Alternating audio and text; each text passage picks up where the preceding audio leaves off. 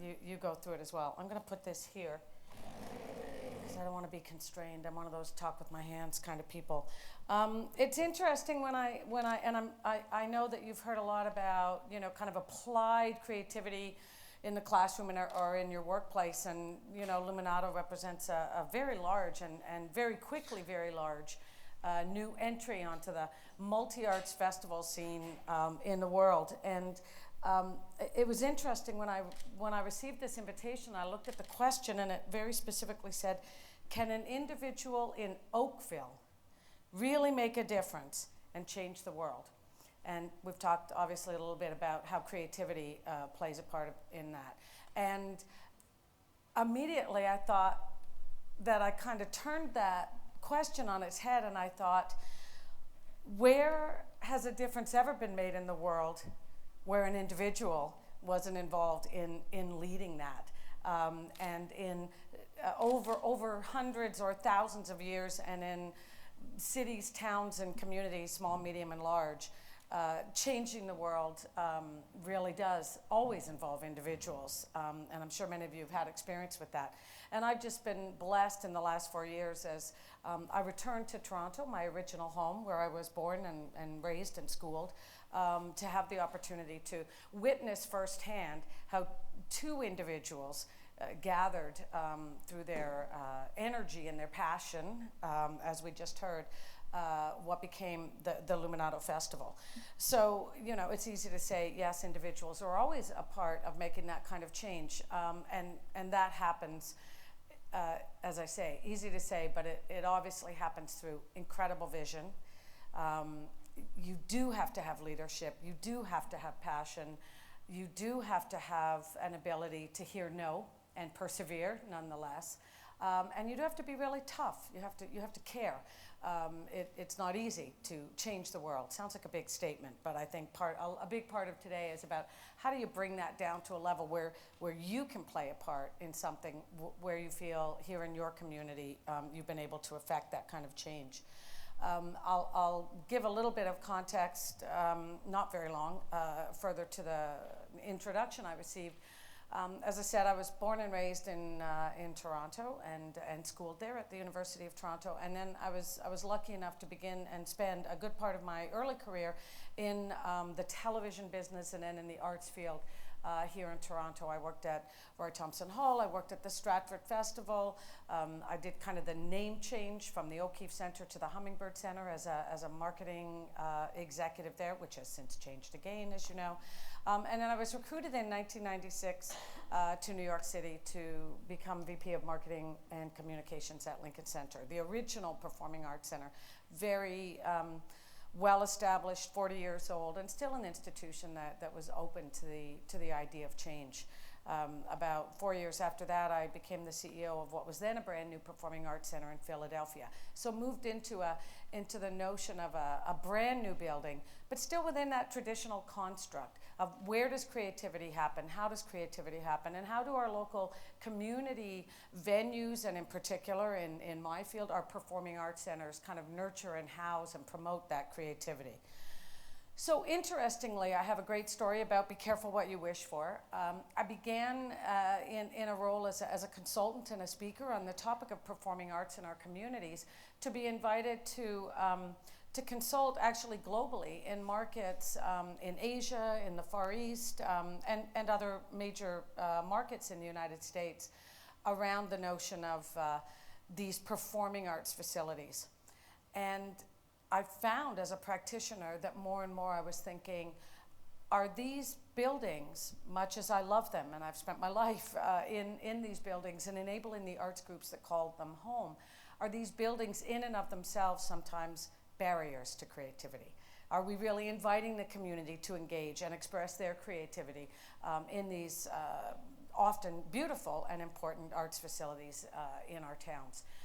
So just as I was beginning to speak and think about and wonder as a leader in that kind of arts facility sector, how we could get better around that notion of inviting the community. And I received a telephone call from my hometown of Toronto saying, you know, there's these two guys and they have this crazy idea and they've been at it for about 2.5 years, and I think they're ready to go. They want to start an arts festival in Toronto.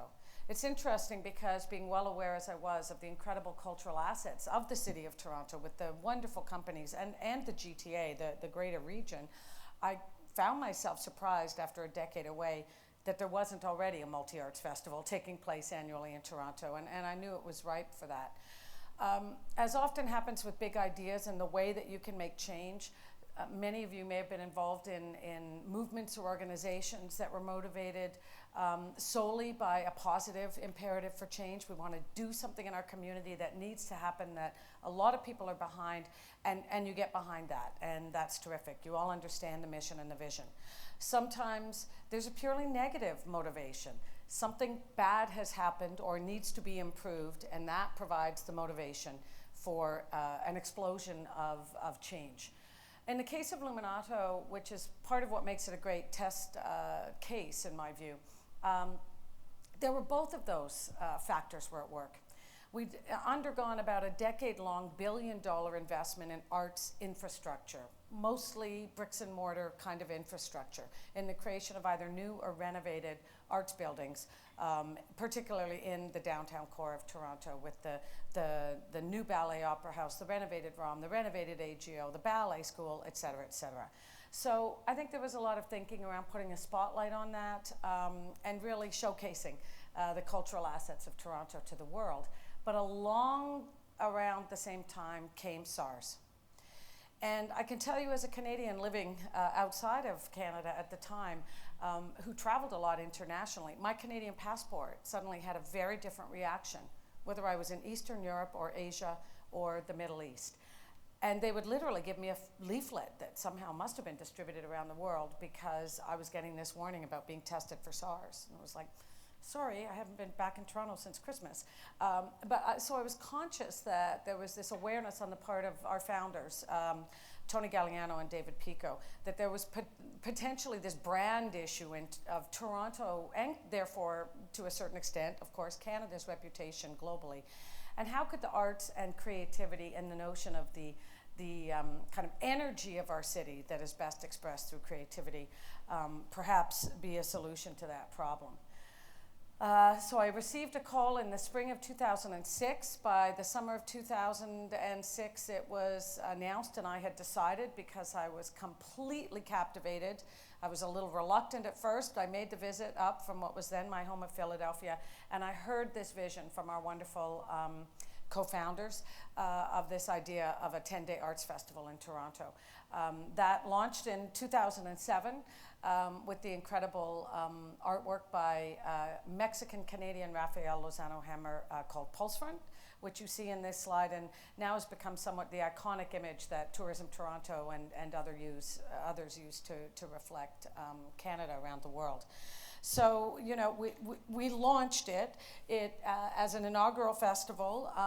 We were shocked to discover, although I must say Luminato happened in June of 2007, and the previous September we had seen the incredible success of the first Nuit Blanche in downtown Toronto. And I think what we captured, and what is so important about my view of reflecting how individuals can make a difference, is we really got a sense from the success of Nuit Blanche that there was an appetite for communities to aggregate around not just creativity, but that kind of primal instinct to gather together, to express ourselves, to appreciate creative expression, and to be in the same place as a community doing that. I'll show you some year one examples. One of the criteria we set for ourselves was to actually differentiate from the existing work already being done by our wonderful companies in Toronto. So the rather challenging task we set for ourselves in a wonderful creative city like Toronto was, we have to look at what we do at Luminato, that's Union Station, with a floating sculpture of horses, inflated horses. We had to say to ourselves, how do we look at what we do at Luminato and say, you know, that wouldn't have happened in Toronto this year if it weren't for Luminato. There's others doing other kinds of work. We need to find a distinctive place to be additive to the community. And one of the ways I did that, as I thought about the pillars that Luminato was founded upon, accessibility, 80% of what we do at Luminato is free, so and our ticketed events are, very reasonably priced. So we knew it was about allowing access to the community, to the creative work of our local, our national, and international artists. We have a blend of all artists at Luminato. We had a pillar of diversity, which we just heard about recently, truly reflecting in the work that we present at Luminato and in the creativity that is expressed there, the genuine face of Toronto and of Ontario, of our region, and that being one of the really unique things that distinguishes us on the world stage. And the other pillar of our 3 founding pillars was collaboration. And I had a picture there of Philip Glass, the great American iconic contemporary composer, with Leonard Cohen. And in our year 1 festival, we had a world premiere appearance of Philip Glass's music that he composed as a birthday gift to himself, based on the words of Leonard Cohen. So we really work at putting artists who don't normally work together, and we also collaborate with arts organizations and artists and communities as broadly as we can. Eric Idle and his cousin Peter Ungen, conductor of the Toronto Symphony Orchestra, did a very comic oratorio, Not the Messiah, based on Monty Python's Life of Brian. But one of the other principles I quickly established would have to happen to vaunt Luminato into that community space and to really fulfill on Tony and David's vision of making a difference. 2 individuals who for 2 years tried to raise money and get collaboration and work with partners to launch a new arts festival, and they were told no. It's easy to have a great vision to make a difference, and we can all do it as individuals, but you really need to be persistent and tough, and they did that. But when I met them, and one of the things that captivated me about their vision was this notion of accessibility. I described Luminato as a performing arts center without walls, which I'm proud to say I still feel it fulfills on that. And one of the phrases I coined was, the wonderful thing about Luminato is that people will have accidental encounters with art. You don't need to make a transactional decision, buy a ticket, necessarily even know you're going to walk through Brookfield Place and see that amazing sculpture that was only there for the 10 days of Luminato. When you're there and you experience, you will accidentally be touched by and reminded how powerful public art and art in public spaces can be for you and for your family as you experience it. So those were important distinguishing factors for us. We draw over 1 million participants every year. Africa Trilogy this year, a world premiere that we spent 4 years developing with a wonderful local Canadian company with a global cast.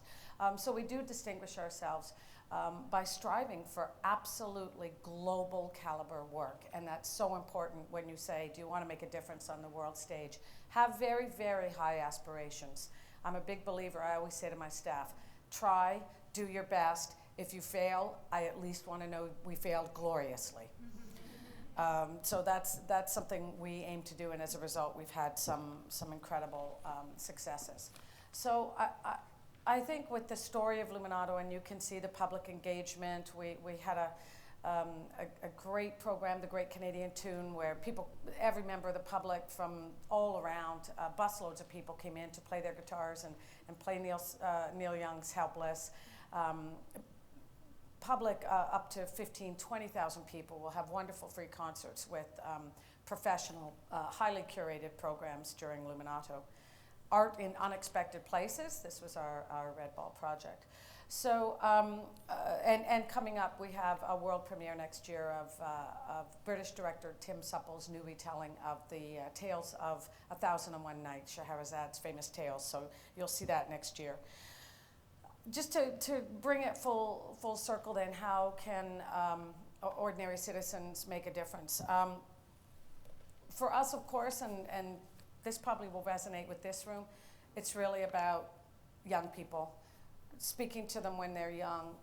If arts and culture is your chosen place, or one of the places where you do feel you can make a difference as a citizen, introduce your children to the arts, and know that if you are in your church choir, if you are in your community theater group, if you take your child to ballet class, you are participating in the cultural life of our city. And that was very much exemplified, across Canada, coast to coast to coast. Some of you may have been aware, and I'm on the National Steering Committee and the Ontario Task Force of a movement called Culture Days that had its inaugural weekend. And there were a number of events registered here as well, where we're really trying to say, I dubbed Culture Days Hockey Day in Canada for the arts. And that really captivated people. That's how I closed the CBC as our national media sponsor, by the way, because we needed to resonate that for those of us who care and where the cultural or the arts sector is where we express our engagement with the community, that can be as important and needs to be as important and lauded in our country, that is so renowned for great cultural exports, writers, singers, actors, and filmmakers. But that you are connected to that, and that you can really set a great example and get your children involved in that. I think when you look at Tony and David's original dream and see that we're approaching Luminato year 5, and that, you know, in my dream, of course, the vision is that people look back and say, can you ever imagine a time when we didn't have Luminato? You know, our great world-renowned film festival turned 35 years old this year. At year 5, in this escalated day and age of branding and making your reputation on the world stage, you don't have the luxury of waiting 35 years. You know, between year 5 and 10, we need to really achieve that stature with Luminato on the world stage. We need to be the multi-arts festival that defines Canada on the world stage the way TIFF does in our film sector. And then interestingly, and just to close, as I was driving out here today, I was listening to CBC Radio and hearing the investiture of our new Governor General, David Johnston. And I found it fascinating that he closed his remarks as the new Governor General with something that I thought resonated interestingly with today's topic. Now Governor General Johnston quoted George Bernard Shaw. And he said, with respect to how does an individual make a difference? Some look at things as they are and ask why. I dream of things that never were and ask why not. Individuals can make a difference.